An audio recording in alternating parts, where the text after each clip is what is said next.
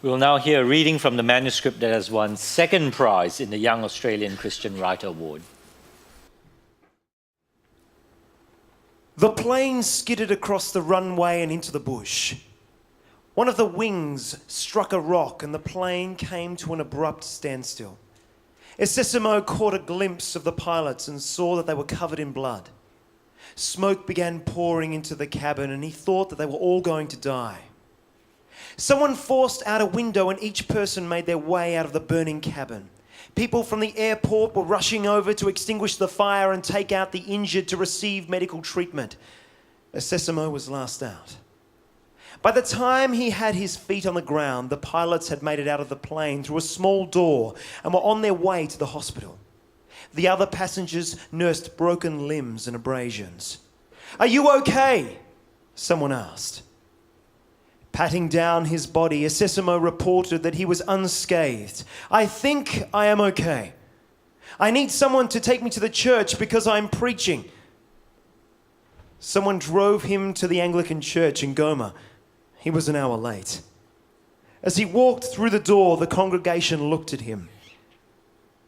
Isesomo made his way to the front and greeted everyone. "Thank you very much. I wish I could have been here on time, but there was an accident." Second prize in the Young Australian Christian Writer Award has been won by Joshua Maule for his manuscript Isesomo. Joshua, please join us on stage.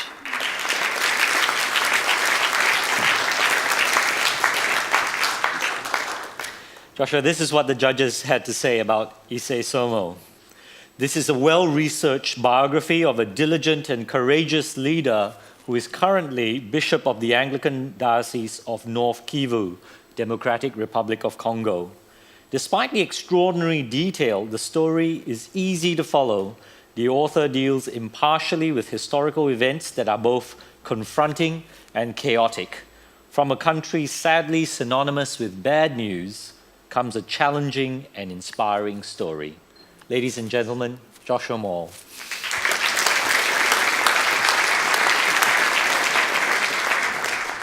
Thank you very much for this recognition of the story. It's absolutely wonderful to get the story out to a wider audience. I first took on the project in 2009 after I'd finished university, after I'd finished studying journalism.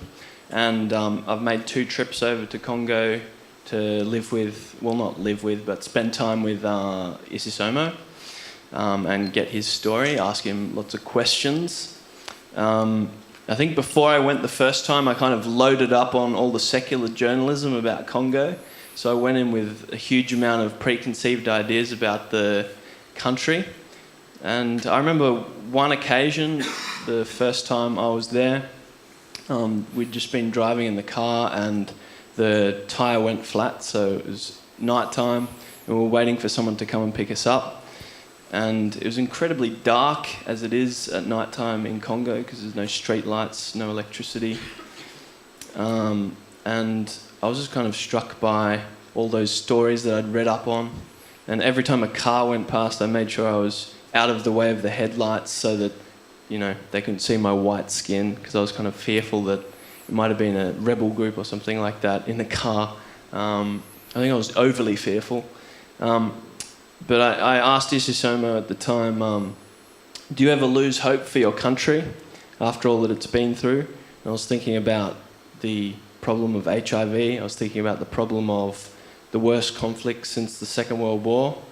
I was thinking about just the incredible suffering that the Congolese people have faced over the last couple of decades. And I think his answer sums up his life and his mission. He just quoted Paul and he said, "I don't lose hope because the gospel is the power of God for salvation." And that's his answer, so that's why he preaches, that's why he continues on in the work that he's doing. So I'm incredibly impressed by him, and really it would be better if he was standing here to speak to you tonight. But hopefully this story can get out there in a bigger way in the future as well. Thank you. Fantastic. Great.